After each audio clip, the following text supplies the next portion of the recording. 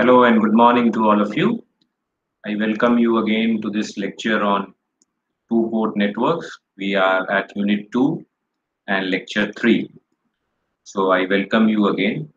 So before we proceed, let us recap what we have already discussed in our previous classes.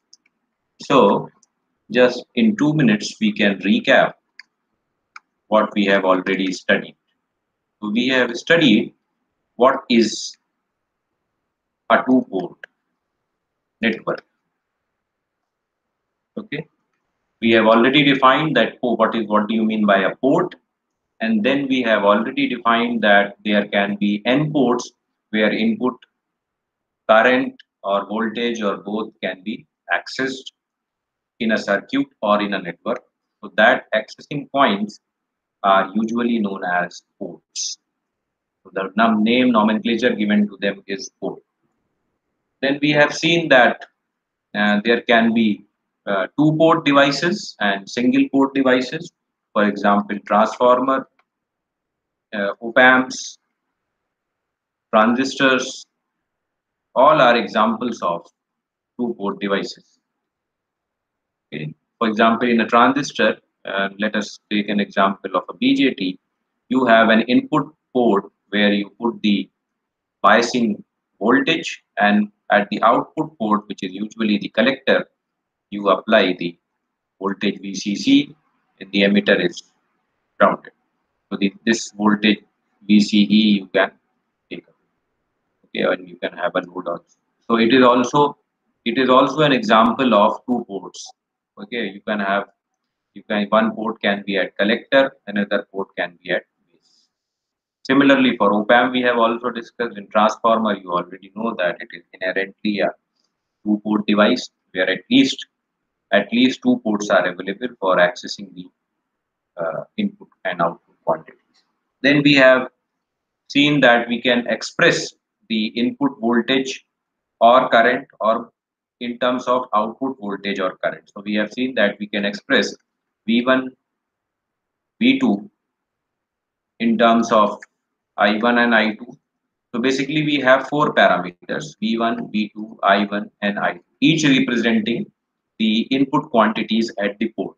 So they can be related to each other. For example, two of these variables can be dependent and two of these variables can be independent. So we can express the dependent variables in terms of independent variables. So any combination is possible.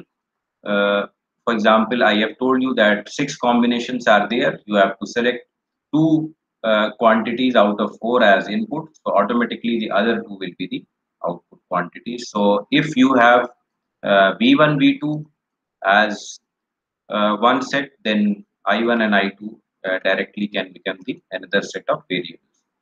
Now we have seen that in the case of we've also seen that the common parameters which are there are Z, Y, H, and ABCD or T.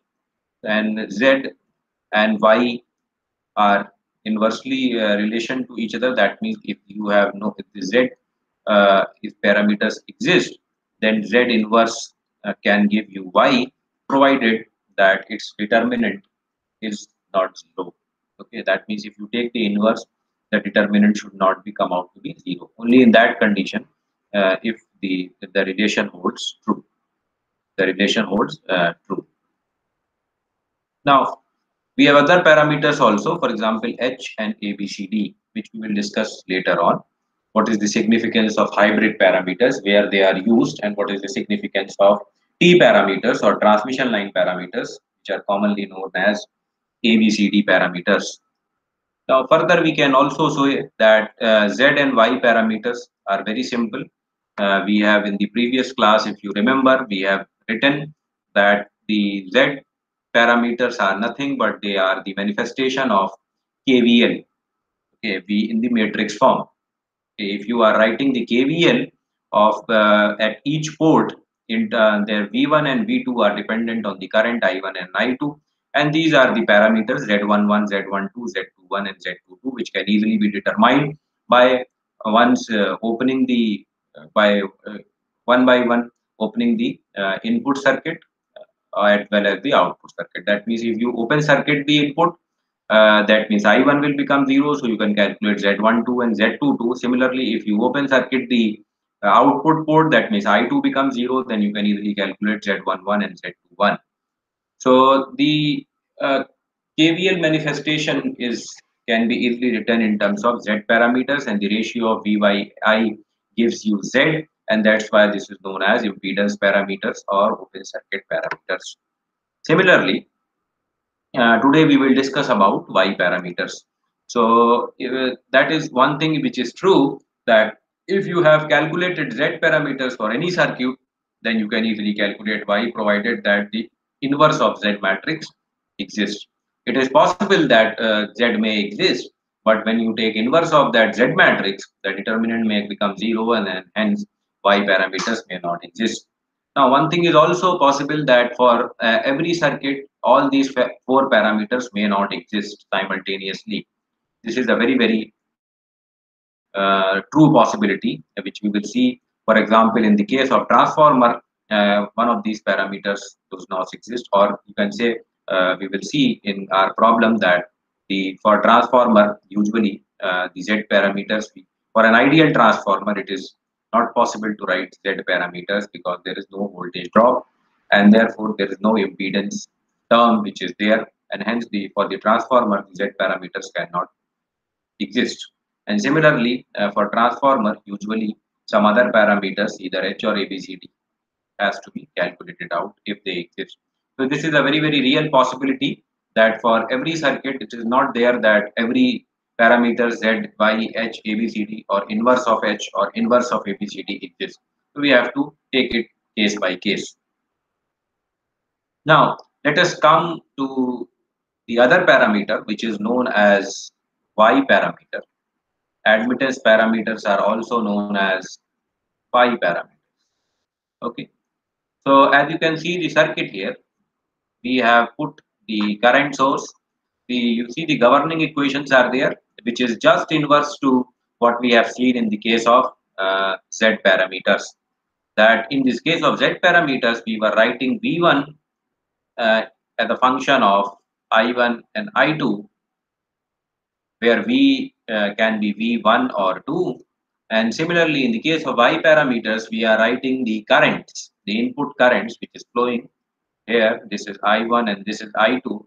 So in the case of Y parameters, the current I1 or 2 are function of the port voltages V1 and V2. Okay, so this is the port voltage V1 and this is the port voltage V2. Now the equation is very simple. It's just inverse of Z. I1 is equal to Y11 V1 plus Y12 V2.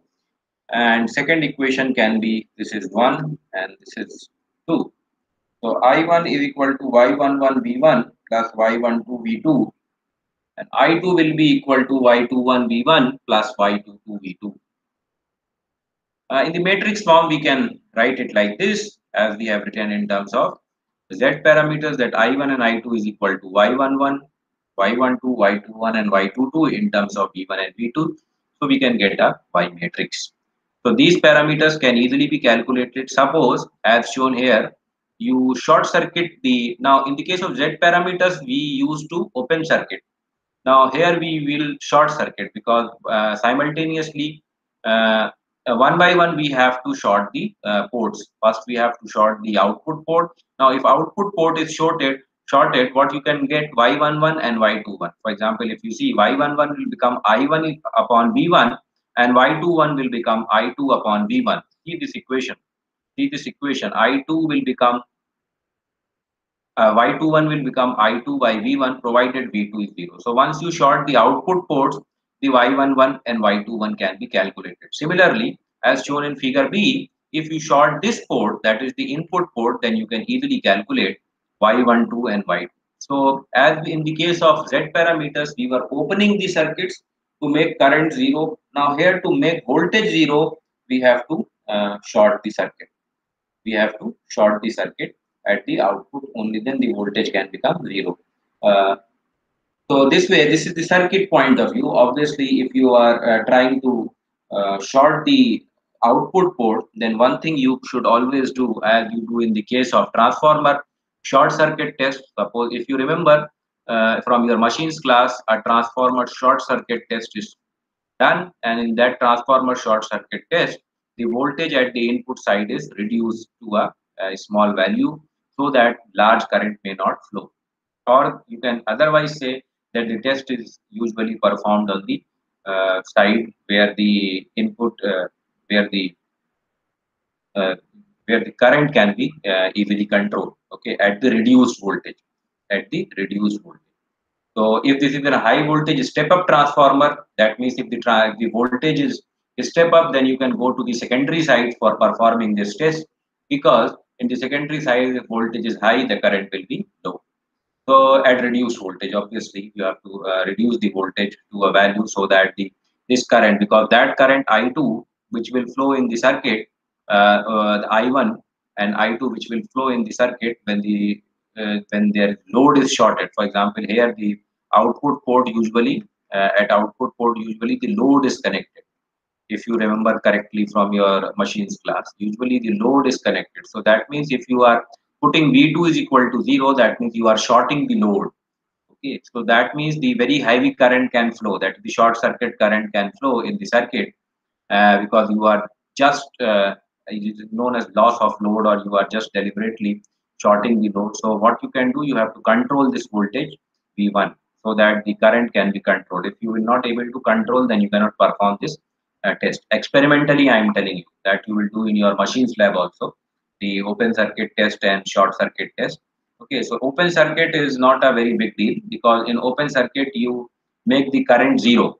Okay, so zero current is uh, in the short circuit test, you are making the voltage zero. So once you make the terminal shorted, then it is very, even in open circuit test, if the voltage is high and you are opening the circuit, the current becomes zero. So that test can be done at the high voltage also. But in the short circuit, you have to be very careful for performing these tests.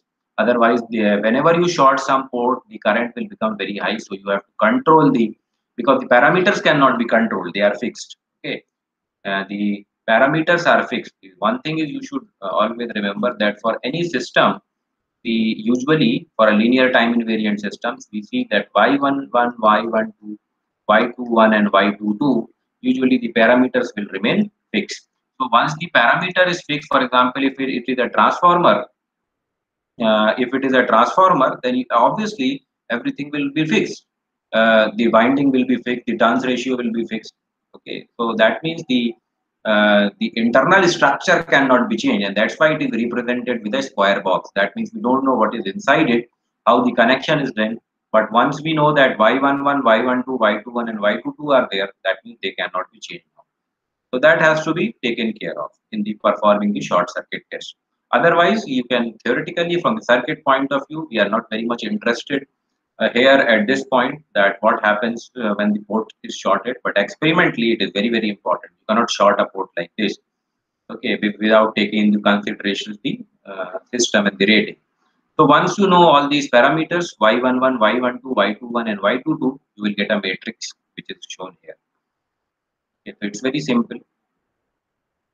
So Y11 is known as short circuit, and these parameters, that's why these admittance parameters are also known as Y parameters or short circuit parameters.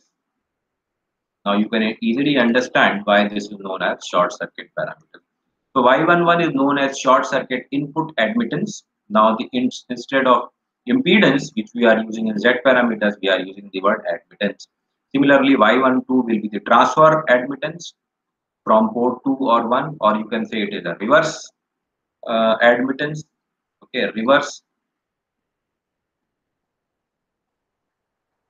admittance, or you can say this is the forward admittance for this sub 2 port, as we have defined in the case of Z parameters.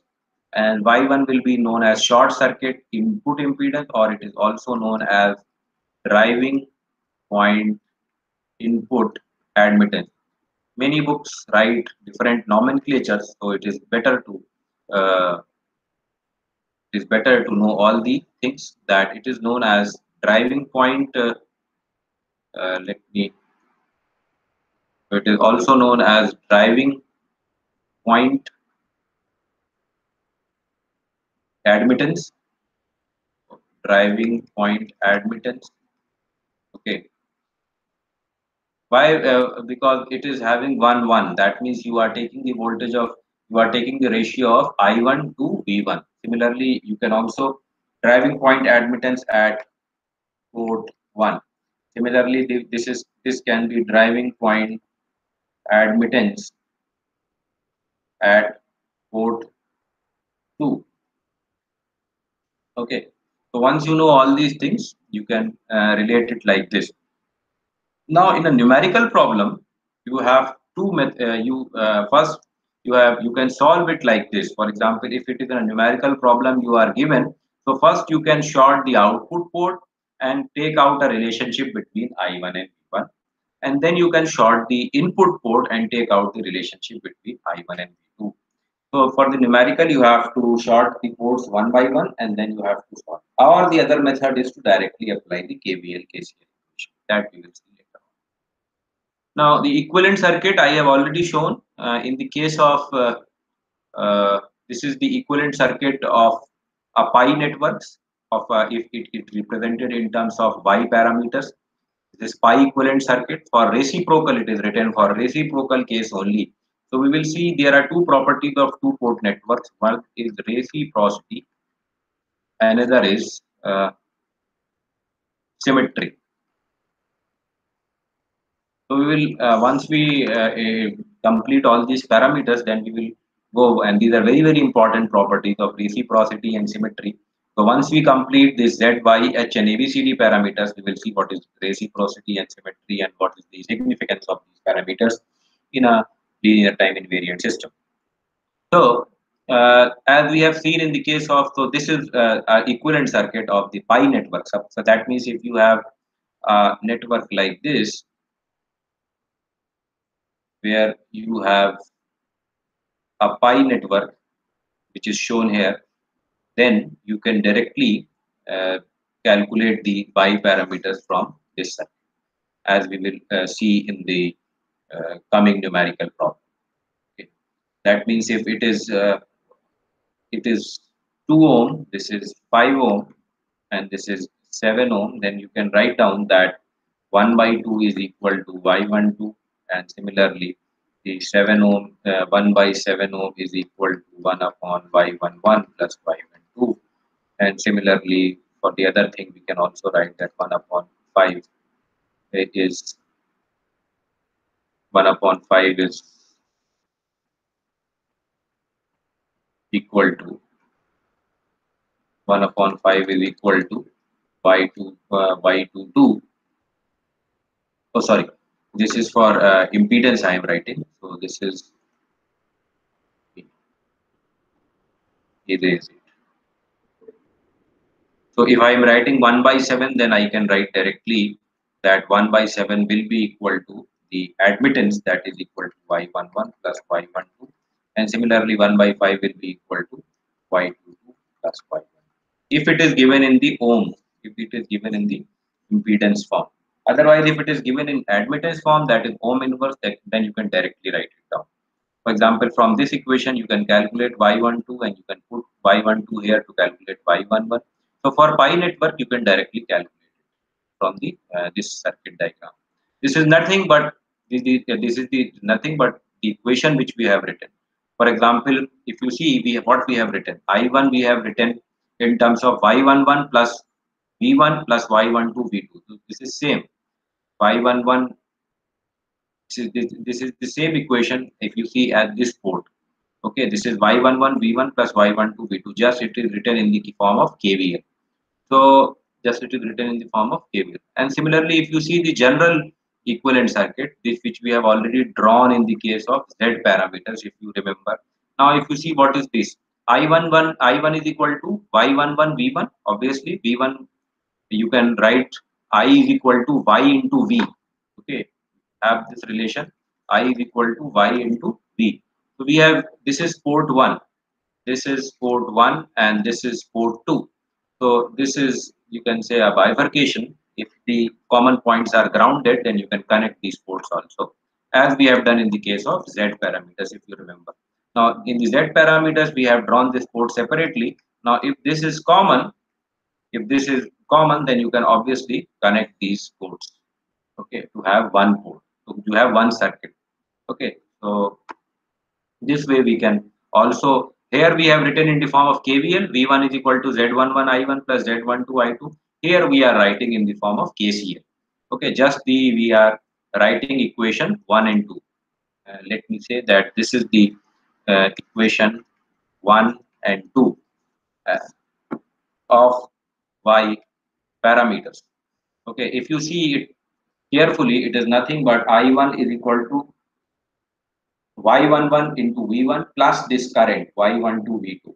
So this is equation this Y I1 is equal to Y11 V1 plus Y12 V2. So it is what you are writing KCL, and similarly at port 1, and this is the KCL you are writing at port 2. I2 is equal to V2 into Y22 plus Y21 into V1. So you are writing the KCL. In the case of Z parameters, we have written KVL, and here you are writing the KCL. Okay, and this is the Y parameters also, but here we have written in terms of KVL. Okay, that means V1 is equal to, you can say V1 is equal to I1 into Y11 plus Y2. So anyway, these are all circuit representations, and both are correct. Now, with this as a background, we can quickly go to the numerical problem. The first numerical problem here is, this is example 1. Determine the Z parameters of the circuit. Now, this is known as a T network because it is forming a T. Now, if you see this circuit, you can first identify the port. So this is port 1 and 1 dash. So if I zoom it to this is port 1. Okay, and similarly these two where I am pointing my fingers can be port 2 also. Okay, so let me first identify the ports for you. So this is port 1 dash, and this is 2 dash. Okay, and the common 1 dash and 2 dash are, you can say, are common because they are connected with a single ground, okay, or the common reference. Now, one thing is very easy circuit to solve. It can be solved through various methods, or you can solve it very quickly also.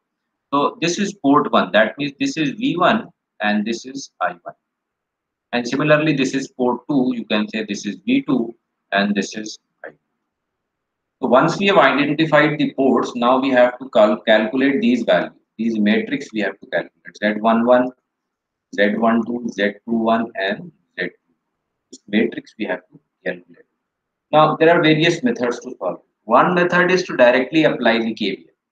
Okay, directly apply the KVL means you write down, for example, if this is I1 and this is I2, the current here will be I1 plus I2. You can directly write down that V1 will be equal to 20 times I1 plus 40 times I1 plus I2. Similarly, on the other output port, we can write down V2 is equal to 30 times I2 plus 40 times I1 and I2. If you expand this, you will get 20 I1 plus 40 I1. That will be 60 I1. So that V1 will equal to 60 I1 plus 40 I2. Similarly, for V2, we can write down as similar 30 I2 plus 40 I2, that is 70 I2 plus 40 I1. So that means if you write down in this way, we have directly written the V1 and V2. So if you see, this is 60, 40, 40, 70. That means we have determined the Z parameter. Because in the case of Z parameters, if you remember correctly, we have to write V1 and V2 as a function of I1 and I2. So we have written it just by applying the simple KVL equations. We have written it. So there is no need to do anything else, and the other parameters should be constant, and these constant parameters will be known as impedance parameters or Z parameters. As you know that we have got 20, 60, 40, 7, 40 and 70 as constant. This is one of the methods. Second method is to open circuit and open circuit the both the ports one by one. Now, and this is the method through which we have defined. For example, if you remember, we have already told you in the previous lectures, let us remind that Z11 can also be determined by putting I2 is equal to 0. That means the opening the port 2, and Z21 can also be determined by doing the same thing. And similarly, Z12 and Z12 and Z21 can also be determined by these formulas. Okay, that Z12 and the other parameters. Uh, for example, if you are going to open circuit this output port, then you can determine Z11 and Z21. And if you are going to open the input port, then you can determine Z12 and Z. It's very simple. So this is same. The second method you can also apply here. You can here they have open circuited. That means the this port they have open circuited. So I1 is 0. Only voltage drop will remain.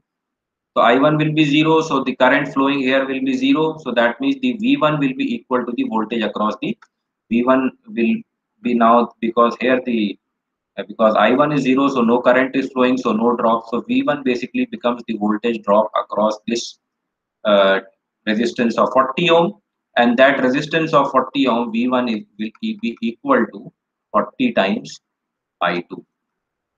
Okay, so 40 times I2, that means V1 upon I2 you can get as 40.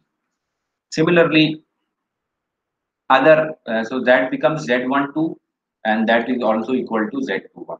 Okay, both sides it will be same. And similarly, you can determine the other parameters by putting the KVL. So this is another method.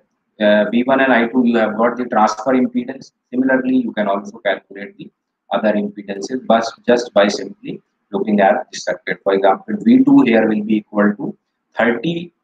V2, if you apply KVL here, V2 can be written as 30 times I2 plus 40 times I2, because no current is going here, so it will become 70 times I2. Now V2 by I2 now becomes 70. So this is same as determined by here. This is Z2. Similarly, Z11 can also be determined. Okay. So this is very simple numerical. This is how the Z parameters are defined, and these Z parameters will remain fixed. Now this circuit, this is basically the circuit which is shown in the square box. So the square box was that, and the input and output circuits were there. So in that the square box, the connection was like this. Okay, which is the connection which is shown here.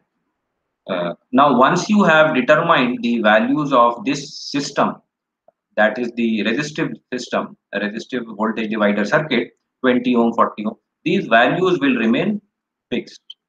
Now, the 20 ohm resistance, 30 ohm resistance, and 40 ohm resistance are fixed resistance. That means once you have determined the Z parameters, now it cannot be changed. Now, once you know these property of the system, you can always write V1 is equal to Z11 I1 plus Z12 I2, where these values you already know. Now, if you change I1 and I2, V1 you can calculate directly. So this is the importance of getting the value of Z parameters. That once you know it, then for any input any currents I1 and I2, you can determine the output voltages V1 and V2. Okay. Now see this circuit. This is a circuit which is uh, same circuit. This is T network, and for you can also see that for T networks directly you can also write down the Z parameters. The Z11 will be the sum of 20 plus 40. See, it is coming 60. The other Z22 will be the sum of these two, 30 plus 40. That is 70, and the shunt branch, which is 40 ohm, will become Z12, and that will be equal to Z21. Okay. So you can directly for T network you can directly write down the Z parameters just by looking at it. Similarly, for pi network you can directly write down the uh, y parameters. Okay.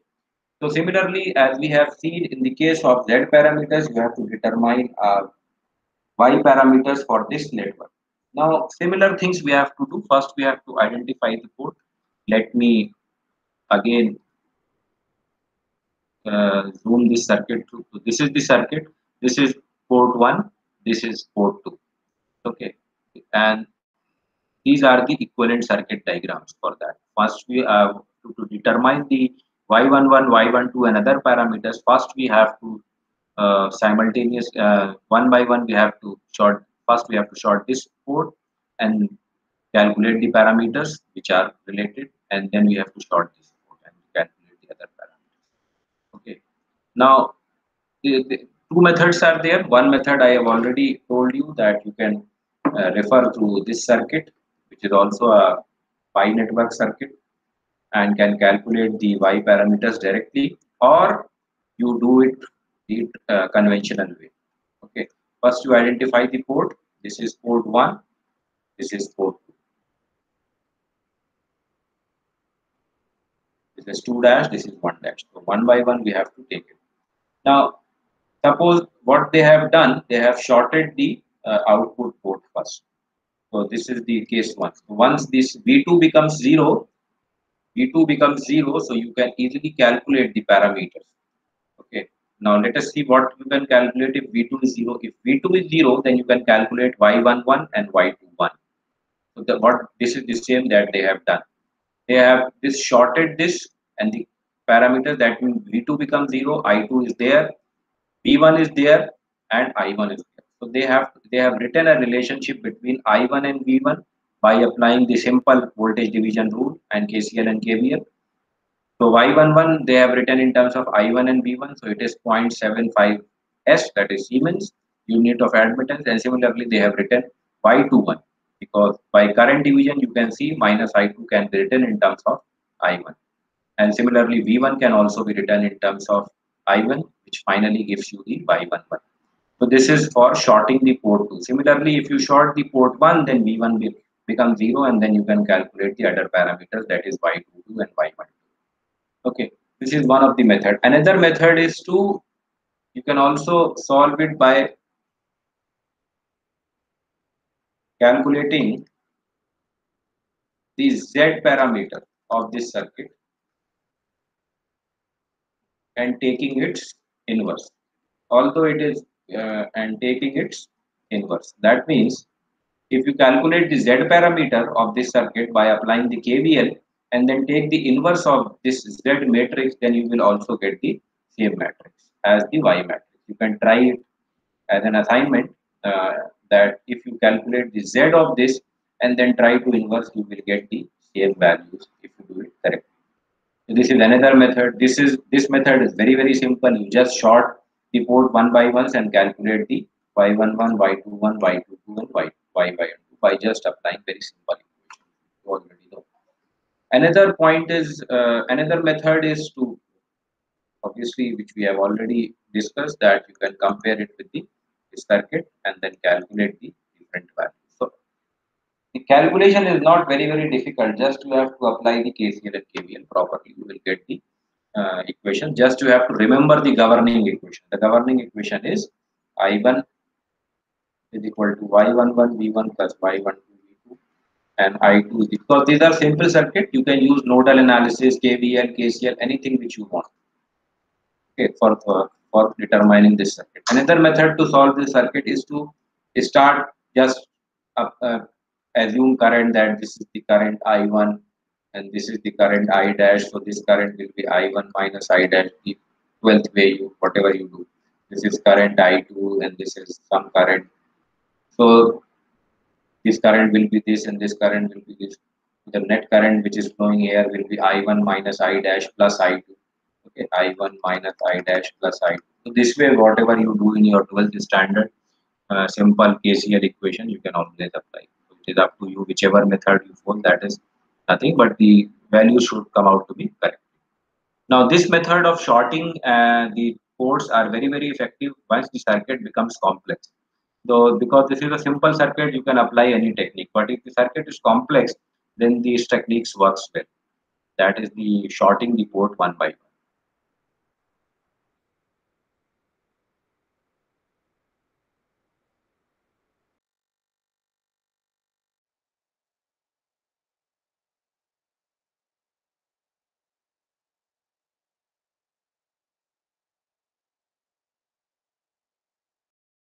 which I have text circuit, but it is a transformer very easy.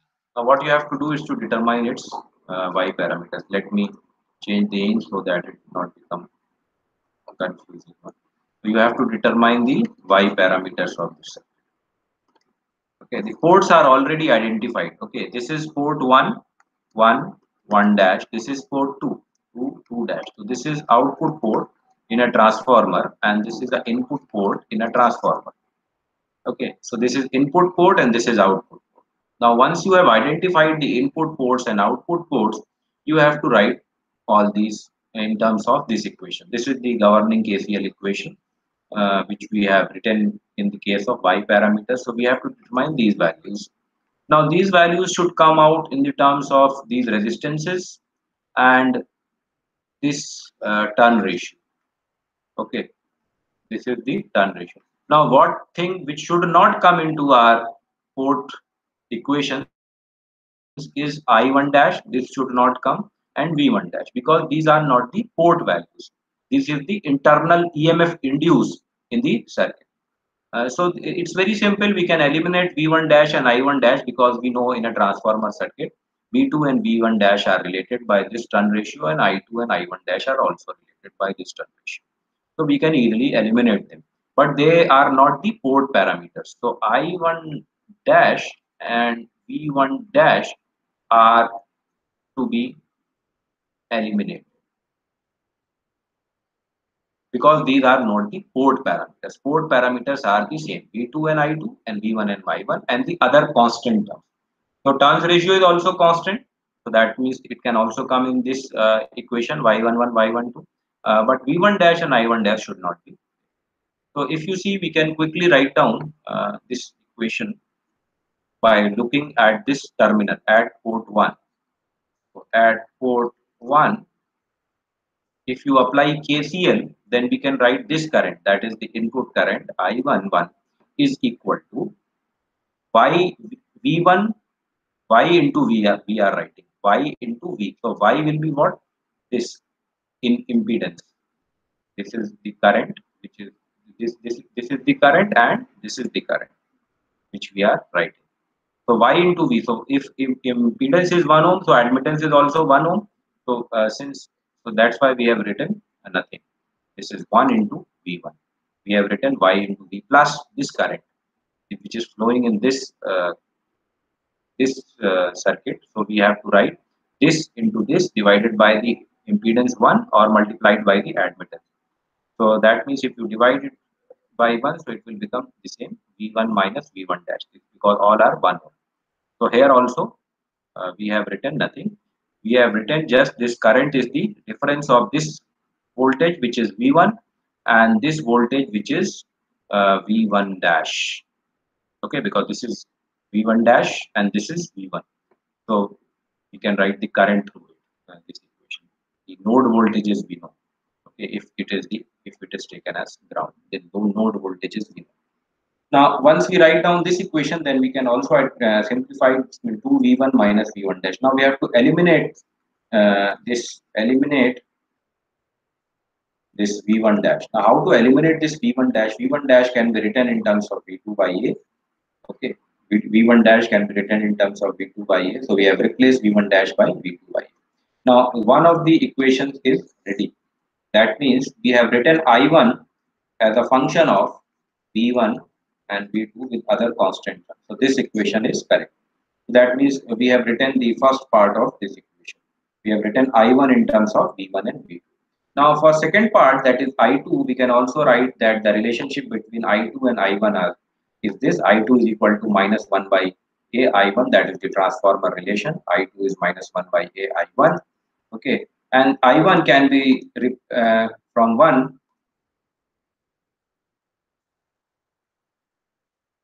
substitute I1 dash from 1. That is the equation which we have just written.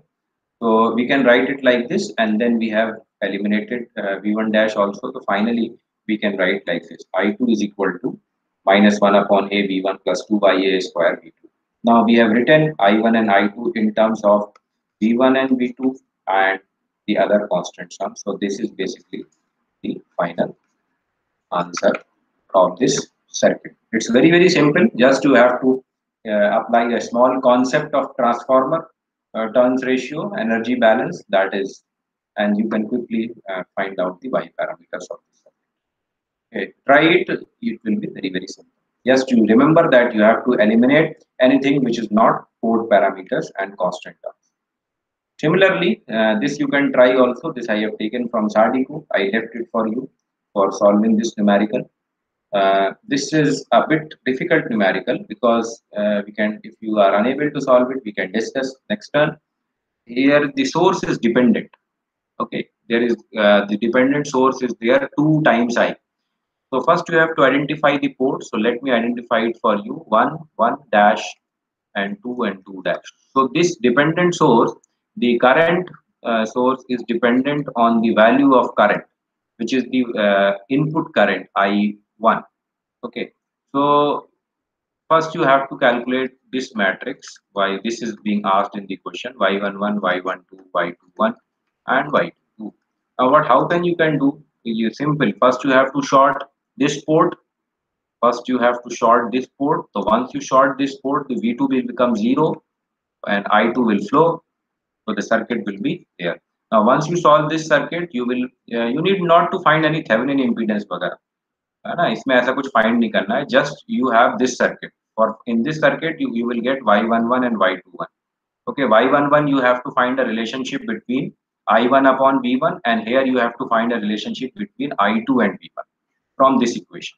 Okay, I1 is known. This is not known, but I1 is there, and this is the voltage, and you have to eliminate all other parameters. For example, you have to eliminate anything which is not other than I1 and V1. You have to take first, if you are taking out the relationship between I1 and V1, then obviously no other parameter should come, and if you are taking I2 and V1, then no other parameter should be there other than the constant term. Similarly, when you will short this port, you can find a relationship between I1 and V2 and I2 and V2. Okay, so first you have to find a relationship between I2 and V2. So finding a relationship between I2 and V2 is to determine the inverse of Thevenin impedance. Inverse of Thevenin impedance. Yes, you can look it this way also. You have to find out the inverse of Thevenin impedance. For example, you are putting a test source and you are calculating the value. Similarly, if you are finding out the value of I1 and V1, you are finding out the inverse of input Thevenin impedance. So this way you can look, and all these circuits are a little bit complex, but if you try it, you can easily solve it. Okay, so that's why I have simplified it for you, as given in the book. That first you have to draw the circuit, equivalent circuit, by shorting out the V. Now there is no picture of V2. V2 is shorted, or V2 is 0. Only I2 is there, and I1 is there, and V1 is there. 3 parameters are there. You have to take eliminate I2 in one, and you have to eliminate the I1 in one. So if you eliminate I2, you will get a ratio of I1 upon V1. So that will give you the first parameters Y11. And if you eliminate I1 from this circuit, you will get I2 upon V1, which will give you the second parameters, and similarly for this.